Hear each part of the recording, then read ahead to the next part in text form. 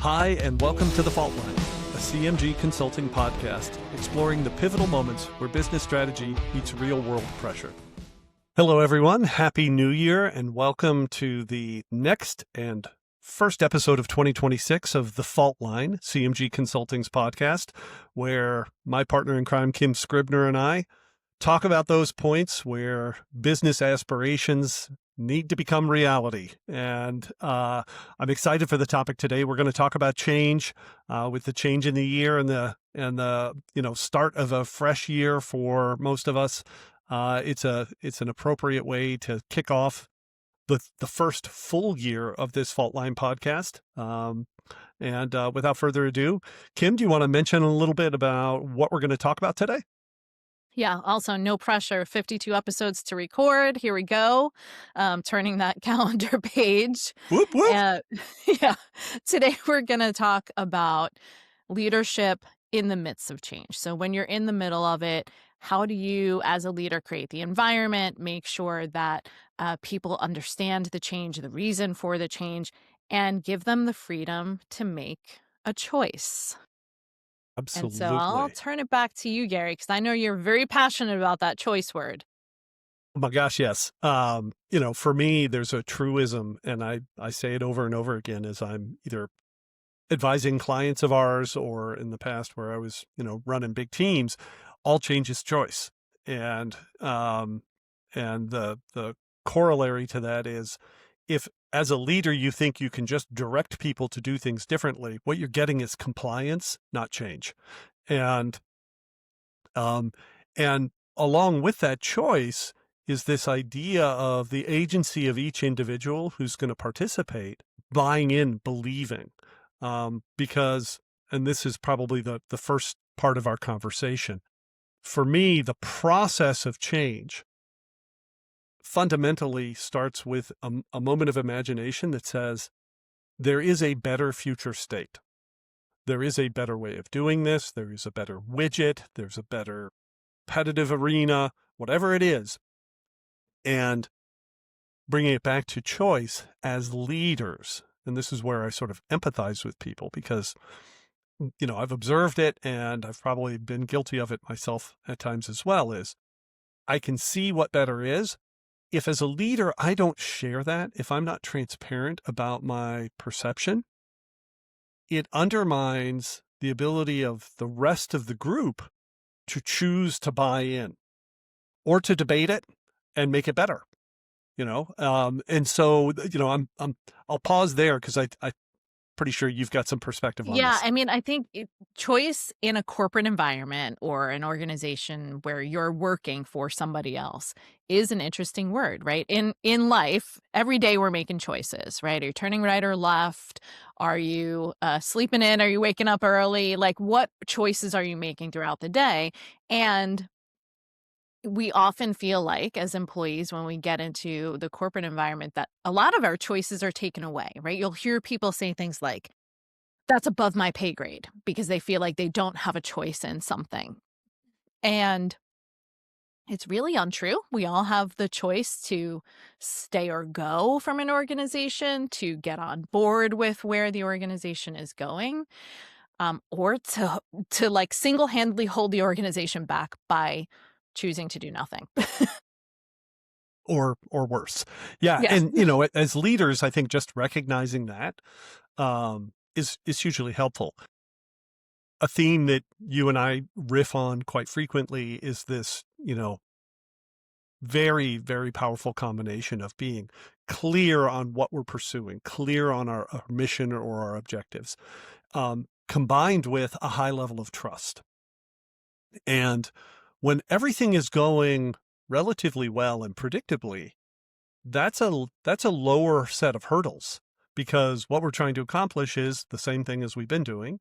And there's usually trust there because, hey, we all understand this. So something that I think is different now than it was 20 years ago, let's say, when we were both 5, or early in our careers. When you were 5, let's be Yes. honest. Is that gone are the days of, you have to do it because I told you so. the younger generation of folks want to know why, right? Because they want to actively be able to make a choice, which means that as leaders, we have to be more capable of demonstrating and explaining those reasons why. Because people are going to make choices whether we like it or not. My least favorite statement that I hear leaders make around this topic is, well, we all have to do things we don't like. That is just not true. It's yeah. The moments when command and control is beneficial are few and far between. And this idea of do it because I told you so, or we have to do things we don't like is for me uh, an evasive step, and an avoidance of doing the hard work.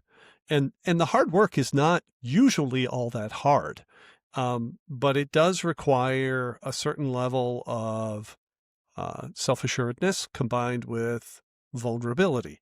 And my sense is great leaders have both of those in copious amounts. The self-assuredness to share an idea, to share a vision, to actually take some sense of ownership over something that is new or different or altered.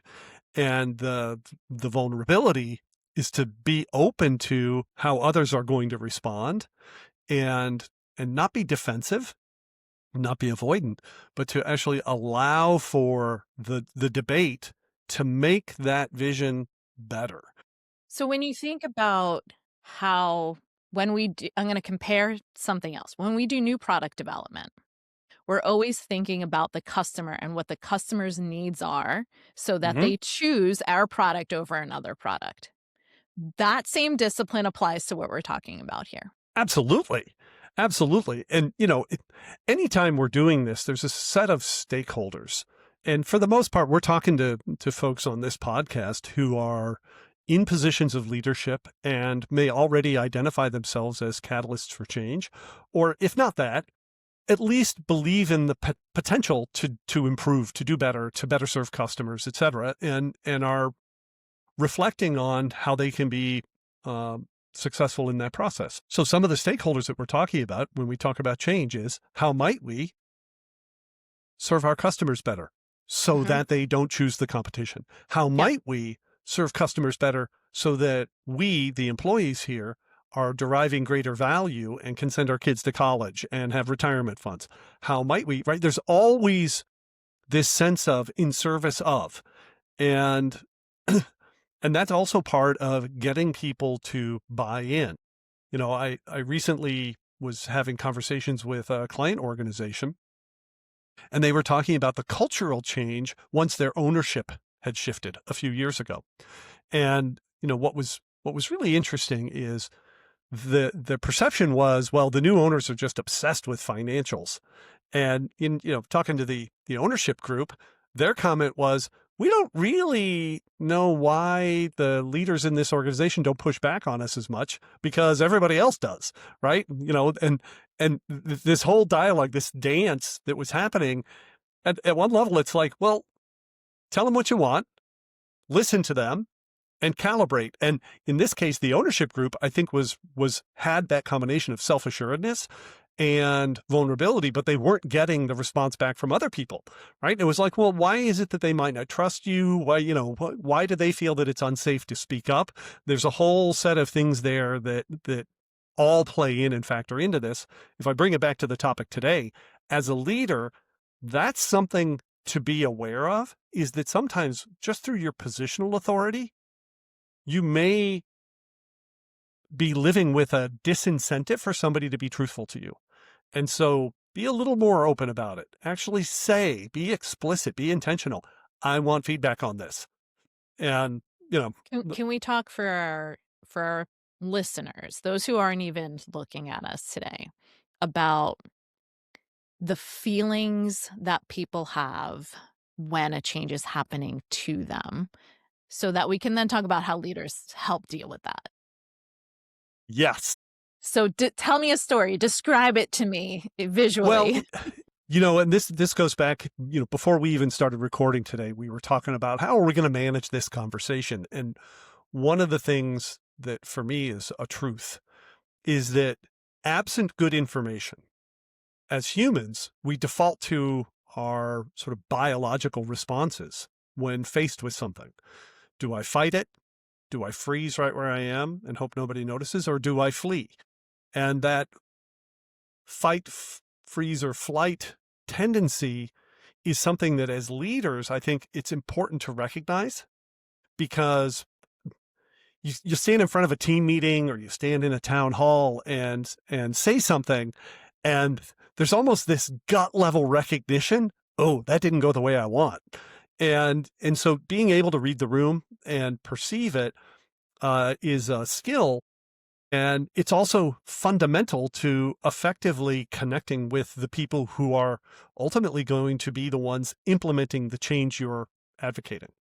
Right. Does that So make sense? on the people side, right, they could be feeling stress, right? Like I know physically when I am under duress or uncertain or something's ambiguous, right? Like I feel stress come up the back of my neck and I'm like, is everything going to be okay? I think it's going to be fine. This is the information I have. This is the information I don't have. I get immediately into that. How am I going to react to what I don't know if it's not Yes. being communicated well, right? So Yeah. your physical symptoms are there immediately. And in terms of inventory of emotional responses, right, we'll start at maybe the negative end. There's anger, disappointment, confusion, sadness, frustration, all kinds of things. On the other end, there may be hope, enthusiasm, motivation, excitement, joy, right? And sometimes it's a blend of all of those. And somebody wise said to me at one point, everybody hates their existence and nobody wants to change. And it's probably an exaggeration, but there is a sort of devil we know sentiment underneath that, which is even if it's bad, at least it's familiar. And so when change is proposed by a leader, again, read the room, be cognizant, and sort of have an appreciation or being willing to go explore how people are reacting, because their response to the proposed changes and their ability to contribute to it is rooted in that starting point and what happens next. So, how would we recommend that leaders behave? What are the things they should do to move people more, a larger percentage of people from that anger, fear, anxiety side of the spectrum to the joy, I want to be part of this side of the equation? Well, the first thing is recognize as a leader, whether you source the vision of a better state yourself, you generate it, or it's somebody else's idea, you are the the broadcaster. You are the one conveying it. So step one, let people know. For anybody who's not watching, I just gesticulated and almost knocked my microphone off the table. So start by sharing the vision. Often then the second step is go get feedback on the vision. And the reason that the second step is so crucial is rooted in this concept of acknowledging the roles that other people can play. You can validate their importance. And in the sentiment of, the boat moves faster when we're all facing the same direction, hand on oars, synchronized in our actions. Simply checking in with each of the individuals is helpful. So, when you say get feedback, oftentimes we might get feedback from people who we know have similar opinions to us. So we know their feedback is going to be aligned with what we're already proposing. Or we get feedback only from our direct reports if we're in an executive leadership role. So what are your thoughts on those things? It's I'm smiling at you saying that because I think a sometimes helpful practice, and it's one that requires again this idea of self-assuredness and some vulnerability, is start with your greatest skeptic. And that could be somebody 2 levels below you in the organization. It could be a peer. It could be your boss, could be a direct report. Start with your greatest skeptic, because it both helps establish a frame for how far off somebody might believe your vision is, and makes every subsequent conversation feel safer. And the other sort of corollary benefit of that is every other conversation can include, well, I got feedback from so-and-so already. And, the check-in, it's good to check in with people on, how did you feel when I said this? Understand where they're coming from. Do you believe in the vision? Binary, yes or no. How might we make it better? You're important. Please help me make it better, right? All of those little attributes. And so if you go to your greatest skeptic or your greatest critic and you start there, you've got instant credibility with everybody else. And you've probably already got the most sort of powerful response. So if you go there and they're like, I'm on board, they become an influencer for the rest of the team. And if they say they're not on board, then you can really explore it, because they're probably the bellwether on stuff that other people might not be comfortable saying. So there's a lot of good things in that space. Yeah. There's also so if you don't naturally do this, there's a method of the 6 thinking hats, which puts somebody kind of in you have to be negative about the idea and raise all the potential Yes. red flags, right? You have to Yes. only say the good things. You have to only be data driven. So, if you're not naturally good at finding people who are going to provide the feedback you need, put folks in a position to say you have to bring the data to it. And so that's one of the ways that you can kind of force yourself into thinking about things this way. Yeah. And if you don't know who your greatest critic is, ask somebody you trust to be your greatest critic, Yes. which is, just another way of saying what you've just said. So, as a leader, like, what do we talk about? Okay, articulate your vision, check in with people, understand how they're feeling. Then I think the next phase as a leader to effectively guide this change is to report back to those same stakeholders on what you learned. Here's what I learned. A bunch of you are scared by this. Some of you are enthusiastic. Here's what I heard about that. Here were suggestions. I'd like to evolve our vision based on your feedback. Now you've got ownership. And, the second articulation can include a lighter touch check-in, because it should be a more calibrated set of objectives. And, that feedback loop that never goes away, right? The whole idea, and for anybody who's not watching, Kim is now laughing and giggling because I think I said something that she was like, oh, I'm going to say that. No, I just think like what you're talking about, which is, I got feedback one time and then I never asked anybody ever again, is very common, unfortunately.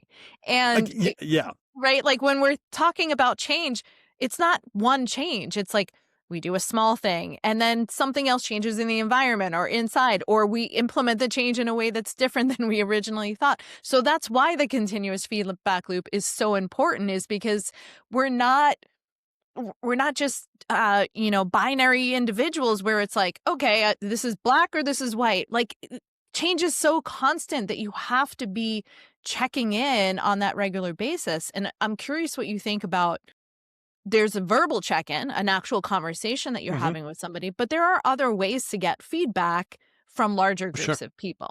So Sure. kind of where does that come into play? Well, again, it all depends on kind of the matrix of how big a change for how big a group of people. And for the really complex stuff, we're going to go build a new factory, or we're going to fundamentally change our strategic positioning, or we've made an acquisition and now we've got to harmonize 2 cultures. Where it's big changes with lots of people, the feedback loops they don't need, but they benefit from multiple inputs. And sometimes the direct conversation, we touched on it earlier, right? If you have positional authority, sometimes people just don't feel comfortable telling you to your face. So put a survey out, make it anonymous, allow people to say stuff. In other cases, create some exercises, some no regrets early steps along the change path, and monitor how well it's going. Because, if there's behavioral noncompliance, it can sort of create the opportunity to ask the question, why? And, I've mentioned before, I've gotten acquaintance with a gentleman who, wrote a great book called Will It Make the Boat Go Faster? For anybody listening, it's a good read. And, part of the premise of it was he and his teammates were Olympic athletes who finished last in their competition at an Olympics, and they committed to do better. They committed to win the gold medal the next time around. The process of getting there required that, on a daily basis, they would explore ideas and say, well, do we believe this might make the boat go faster? And then they go try it. And if it didn't, they were like, okay, we're going to move on. And if it did, they were like, we learned something. Well, and I think what's important there is they had a very clear mission. We want to win the Olympics, right? They started with something that they could all get behind. And then every day they were experimenting and testing new things and, evaluating results. And so what I've heard you say so far is it's really important for leaders to be clear about what it is we're doing and why we're doing it, to test what they are communicating with a variety of people at all levels in an organization, and to create the environment where people can feel safe to communicate with what they don't agree with. Correct. And I think there are a couple of other things that I would add in as powerful ingredients as well. Change, just as all change is choice, all change is conflict of a sort, because it's a shift from the known into the new. And that doesn't come for free. And so recognizing that as a leader, creating permission for the new is important. Resourcing for the transitional time period or moment is important. Acknowledging the effort is important. And all of that comes back to then this other element, which for me, I've got a whole whiteboard thing that I do at times, which is like the vectored approach to, moving strategy forward. Oftentimes in the process of affecting a change, something will shift, and it forces a reflection and sometimes a recalibration of the objective. And that's okay. And once again, listeners, Kim is giggling. I'm going to send it back to her for some commentary. No, I just think there's a leader I've been working with for the past 3 years who, when I started working with her, she had a specific area of responsibility, and she was very passionate and clear about why this change was happening. And something that you just said, I would often hear her saying out loud in full department meetings, which was, I know this is hard. And just her saying that made a difference for her team. Now, about 2 years into the 3, she had a larger organization to manage. And so she had to recalibrate the way that she was communicating, and again, begin saying, I know this is hard, to the new group of people that she was now responsible for. But just that statement alone made them believe that she had their back. Yeah, and I absolutely. think that created the environment for change. Was slow to move, right? And, we always talk about we want things to go a mile at a time, and they're going a centimeter at a time. But she created the environment for them to feel okay about what was changing. Yeah. And I think underneath that is also a reality that our brains simplify things. It's just part of what makes us human. So when we think about change, we draw a straight line between where we are and where we're going to get to. And very rarely do it really go goes like this. And for those of you only listening, it's like constant up and down and all around and swirls in every direction. Yeah. And there's this sort of percolation period until a certain sort of momentum can be achieved. And, I think of this from my days working in startups and doing the benchmarking on other startups. And frequently, a startup will hit the broad consciousness of consumer base or customer base or, the competitive environment. And it's like they came out of nowhere. Most frequently, though, they've been percolating for years. Airbnb is a great example of this. There's a TED Talk about it where they talk about trust and what they had to do. But the graph that was shown by one of the founders in that talk highlighted how many years they were pipsqueaks before the hockey stick growth started. And from my own experience with Redbox, same thing, right? Redbox, for its time, took years, literally years of piloting and iteration and changes. And then we went from, $40 million in revenue to $750 million in revenue in about 2 years. And that kind of growth was its own kind of change to manage. But before that, there were all these different sort of iterations and frustrations and learning moments and prototypes and experiments. And just understanding it's one thing to have kind of a sexy startup that gets big really fast, but even smaller scale change, a process change, a procedural change with a team of 12, the early days might feel bumpy. And that's normal. And being able to acknowledge how hard that is, being able to acknowledge how people are going to be frustrated or maybe a little skeptical, and checking in with them. I mean, again, we go back to this. There's a ton of sort of relationship management that is the juice that makes for effective change and positive results over time. Always a great conversation, Gary. Any last, here's the one thing if you're a leader that you should do when your organization is kind of in the middle of a small or a large change, or maybe different perspectives for each level?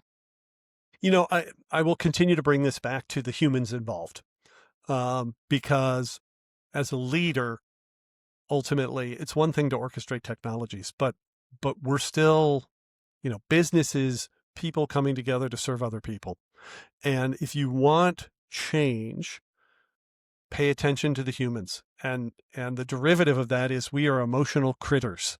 So the emotional response, and this goes right back to where you started, Kim, like how people respond or react when they hear about it first. The part that gets pasted over oftentimes is a leader will stand in front of a group and say, this is what we're going to do. And then they go off and they write a plan and they communicate the objectives and they expect better results. And the more sort of valuable approach does those things and adds to it the constant checking in, the reassurance, the calibration, the reflection. It's that vulnerability part, right? Self-assuredness is one thing, but the vulnerability to get those feedback moments to actually modify and evolve and validate, all of that is the real sort of X factor on a more effective versus less effective leader of change. I think I had a president of an organization I previously worked for who said, we had our first employee before we had our first customer. And, when we talk about change, something that we didn't touch on today, but I think is interesting, is how we're dealing with something inside an organization is how it will be reflected outside our organization. And as leaders, we have multiple stakeholders that we impact and are responsible and accountable to. Board members, shareholders, all of those things, right? Customers. And so if we don't do this well, change inside the organization, it will show up outside the organization and could be very damaging. Absolutely. Oh, there's a whole theme there for a future conversation. I'm already thinking through some of those.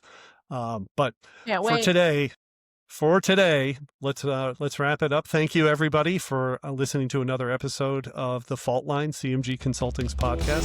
Find us wherever you get your podcasts. Follow our LinkedIn channel or come to cmgconsulting.com and check it out. We'll talk to you again soon.